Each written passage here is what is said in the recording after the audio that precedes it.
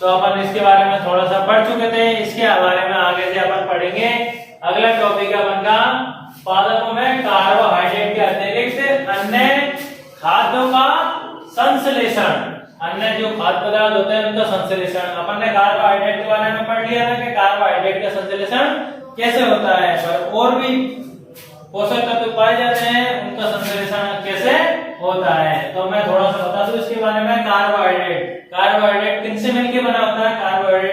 Carbohydrate hydrogen, carbon और oxygen से मिलकर बना होता है।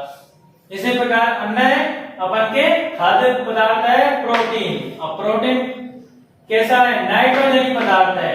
कैसा पदार्थ है? प्रोटीन नाइट्रोजनी पदार्थ है। और इसके अंदर कौन कौन से पोषक तत्व पाए जाते हैं? इसके अंदर पाए जाते हैं अपन के, या मैं कहता हूं प्रोटीन किनसे मिलकर बना होता है? हाइड्रोजन, कार्बन, ऑक्सीजन और नाइट्रोजन। प्रोटीन किन किन से मिलकर बना है? हाइड्रोजन, कार्बन, ऑक्सीजन और नाइट्रोजन। कार्बोहाइड्रेट तो हाइड्रोजन, कार्बन और ऑक्सीजन से मिलकर बना है, लेकिन प्रोटीन हाइड्रोजन, कार्बन, ऑक्सीजन और नाइट्रोजन से मिलकर बना है। मतलब कार्बोहाइड्रेट के अतिरिक्त नाइट्रोजन और पाया जाता है किसमें? प्रोटीन में। अगर अपन पढ़ेंगे पादपों में नाइट्रोजन कहां से प्राप्त होती है, कि पादप नाइट्रोजन को कहां से प्राप्त करते हैं। तो देखो नाइट्रोजन है, ये कैसी होती है? गैसीय गैस होती है। तो पौधे सीधे गैसीय अवस्था से इसको प्राप्त नहीं कर सकते, सीधे ग्रहण नहीं कर सकते। कि कहां से ग्रहण करेंगे? मिट्टी से करेंगे। मिट्टी में क्या जीवाणु रहते हैं जो गैसीय नाइट्रोजन को यौगिकों में परिवर्तित कर देती है और मृदा में मिला देती है। और मृदा से ये विलेय पदार्थ अर्थात जल, मतलब द्रव के रूप में जो विलेय पदार्थ और जल वो अवशोषित करके नाइट्रोजन की पूर्ति करती है पादपों में। ठीक है, आया समझ में? एक बार देख लो, जो नाइट्रोजन है वो वायु में गैसीय अवस्था में होती है, जिसको पौधे गैसीय अवस्था से ग्रहण नहीं कर सकते। तो कहां से ग्रहण करेंगे? फिर ये मिट्टी से ग्रहण करेंगे। मिट्टी में जीवाणु रहते हैं जो गैसीय नाइट्रोजन को यौगिकों में परिवर्तित कर देती है और मृदा में मिला देती है। मृदा में मिलाने के पश्चात ये विलेय पदार्थ तथा जल द्वारा अवशोषित कर लिए जाते हैं और अवशोषित करने के पश्चात ये नाइट्रोजन की पूर्ति कर देती है। पादपों में नाइट्रोजन की पूर्ति कर देती है। अब इसके बारे में थोड़ा सा और मैं बता दूं। किसान अपने खेतों में खाद एवं उर्वरक डालते हैं तो उनमें अधिक मात्रा में क्या पाई जाती है? नाइट्रोजन। किसान जो खेतों में खाद और उर्वरक डालते हैं उनको क्यों डालते हैं? क्योंकि नाइट्रोजन उनमें अधिक मात्रा में पाई जाती है। नाइट्रोजन की पूर्ति करने के लिए और भी खाद्य पदार्थ पाए जाते हैं, पर सबसे अधिक क्या पाई जाती है? नाइट्रोजन।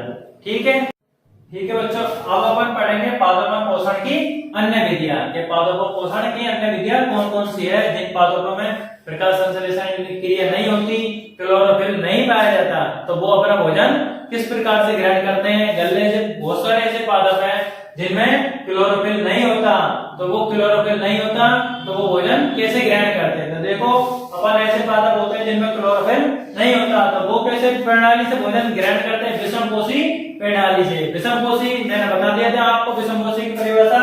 अब एग्जांपल लेते हैं अपन अमरवेल। अमरवेल में क्लोरोफिल वर्णक नहीं पाया जाता, तो ये भोजन कहां से ग्रहण करते हैं? ये जिस पर आरोहित, मतलब जिस पर ये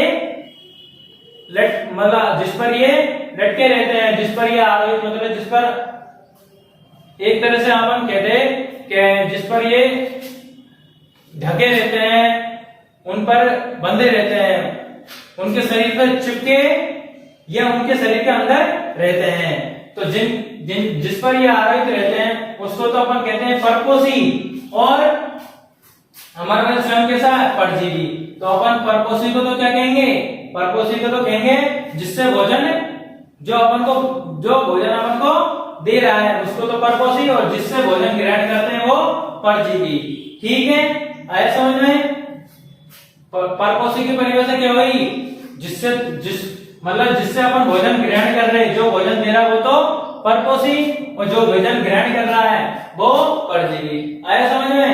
अगला अपन देखेंगे कीटभक्षी पादप। इसकी परिभाषा क्या होती है? कीटभक्षी पादप की कुछ पादप कीटों का भक्षण करते हैं। कुछ पादप ऐसे होते हैं जो कीटों का भक्षण करते हैं, उनको अपन कहते हैं कीटभक्षी पादप। अब इनका एग्जांपल ले लेंगे अपन वीनस फ्लाईट्रैप और वीनस फ्लाईट्रैप, ये एक ही है, और सनयूडू। ठीक है, अगला कौन सा? सनयूडू। अगला है अपन का अगला अपन देखेंगे मृतजीवी। मृतजीवी देखेंगे ऐसी पोषण प्रणाली जिसमें जीव मृत एवं विघटित पदार्थों से पोषक प्राप्त करते हैं, मृतजीवी पोषण कहलाती है तथा ये जीव मृतजीवी कहलाते हैं। बहुत से ऐसे जीव है जो सड़ी गली वस्तुओं से पोषण प्राप्त करते हैं, तो उनको अपन कहेंगे मृतजीवी। ठीक है, ऐसे जीवों को अपन कहेंगे मृतजीवी, और ऐसे पोषण प्रणाली क्या कहेंगे? मृतजीवी पोषण। अपन ने देखो होगा बहुत सारे बरसात के दिनों में सड़ी गली वस्तुओं में एक सफेद प्रकार की सी छतरी सी निकल आती है, तो वो कैसे पादप होते हैं? मृतजीवी। ठीक है, वो कौन से जीव होते हैं? मृतजीवी। और अपन देखते हैं ब्रेड वगैरह इनमें के बहुत दिनों तक रखे रहते हैं तो उस पर फफूंद सी आ जाती है, अचार वगैरह रहते हैं उन पर फफूंद सी आ जाती है, तो वो भी क्या रहते हैं? मृत। ऐसे जीव के क्या रहते हैं? मृतजीवी।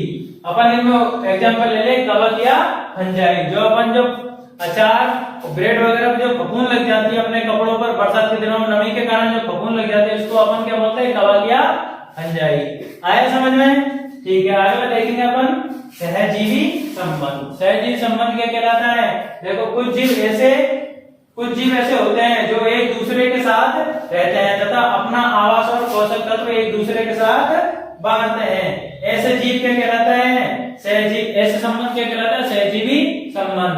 मतलब ये रहता है कि एक तो दूसरे को तो खाना दे रहा है और वो दूसरा क्या करता है? उसको रहने के लिए जगह दे रहा है, तो ऐसा संबंध क्या कहलाता है? सहजीवी संबंध।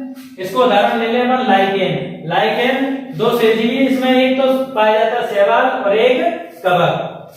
तो शैवाल में तो क्या है? क्लोरोफिल पाया जाता है लेकिन आवास उपस्थित नहीं रहता। ठीक है, तो ये क्या करता है? कवक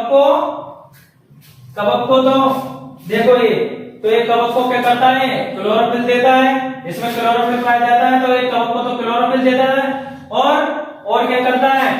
प्रकाश संश्लेषण की क्रिया करवाता है, जिससे ये संश्लेषित कवक प्राप्त होता है। और कवक क्या करता है? इसमें क्लोरोफिल नहीं पाया जाता और आवास पाया जाता है, तो ये शैवाल को क्या करता है? आवास उपलब्ध करवाता है और ये शैवाल को जल और पोषक तत्व प्रदान करता है, तो ये एक दूसरे पर आश्रित है। तो इन दोनों में कौन सा संबंध पाया जाता है? सहजीवी संबंध। आया समझ में? अगला टॉपिक पढ़ेंगे अपन बच्चों, मृदा में पोषकों की पुनः पूर्ति किस प्रकार से होती है। देखो कोई फसल कटने के पश्चात क्या है वो उसमें पोषक तत्व कमी हो जाती है, तो वो दोबारा कहां से प्राप्त करेंगे, तो इसके बारे में पढ़ेंगे अपन। तो देखो कोई पादप है वो पोषक तत्व कमी मृदा से हो जाएगी अपन के, तो जो खनिज पोषक तत्व है वो मृदा से अवशोषित किए जाते हैं, तो इनमें कमी हो जाएगी, तो वो उनको कहां से प्राप्त करेंगे? दोबारा उर्वरक या खाद से। तो उर्वरक और खाद में क्या होता है? नाइट्रोजन, पोटेशियम और फास्फोरस, जिनसे मृदा में पोषक तत्वों की कमी की पूर्ति हो जाती है। ठीक है, आया समझ में? देखो एक बार दोबारा, पादप है पोषक तत्वों की कमी हो जाएगी उनमें, तो वो कहां से प्राप्त करेंगे? खाद या उर्वरक से। और इनमें इनके अंदर क्या होता है? नाइट्रोजन, पोटेशियम और फास्फोरस। और खाद डालने के पश्चात इनकी क्या है? पोषक तत्वों की मृदा में पोषक तत्वों की कमी की पूर्ति हो जाती है। अब अगला अपन पढ़ेंगे, एक राइजोबियम जीवाणु रहता है, ये क्या करता है? कि नाइट्रोजन की पूर्ति करता है, मृदा में नाइट्रोजन की पूर्ति करता है। कैसे करता है? देखो ये वायुमंडलीय नाइट्रोजन को विलेय पदार्थों में परिवर्तित कर देता है, और परंतु ये अपना भोजन स्वयं नहीं बनाता, भोजन अपना ये स्वयं नहीं बनाता, तो क्या? और ये कहां पर रहता है? चना, मटर, मूंग, सेम तथा फलीदार पादपों की जड़ में। ये क्या करता है? नाइट्रोजन की जब पौधे में तो पूर्ति कर देता है, पादपों में नाइट्रोजन की पूर्ति कर देता है, और पादप इसके बदले इसको क्या दे देते हैं? आवास दे देते हैं और खाने के लिए खाद्य प्रदान करते हैं। ठीक है, इसके रहने और खाने का आवश्यकता को पूर्ति कर देते हैं। ठीक है, अगला है अपन का, और इसी संबंध को अपन क्या कहते हैं? सहजीवी संबंध। ठीक है, एक ने तो देखो इसको रहने के लिए, रहने और खाने के लिए दे दिया, और दूसरे ने इसकी नाइट्रोजन की पूर्ति कर दी। तो इस संबंध को अपन क्या कहेंगे, सहजीवी संबंध। अब मैं थोड़ा बता दूं कि परपोषी और परजीवी में क्या अंतर होता है। देखो परपोषी क्या होता है, जो दूसरों से भोजन प्रदान करता है, वो तो कहलाता है परपोषी। और परजीवी क्या रहता है, जो दूसरों से भोजन ग्रहण करता है। ठीक है, आया बच्चों समझ में।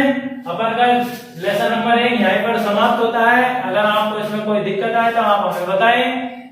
वीडियो को लाइक करें, चैनल को सब्सक्राइब करें, और कोई दिक्कत आई हो तो आप कमेंट बॉक्स में हमें कमेंट करके बताएं। धन्यवाद।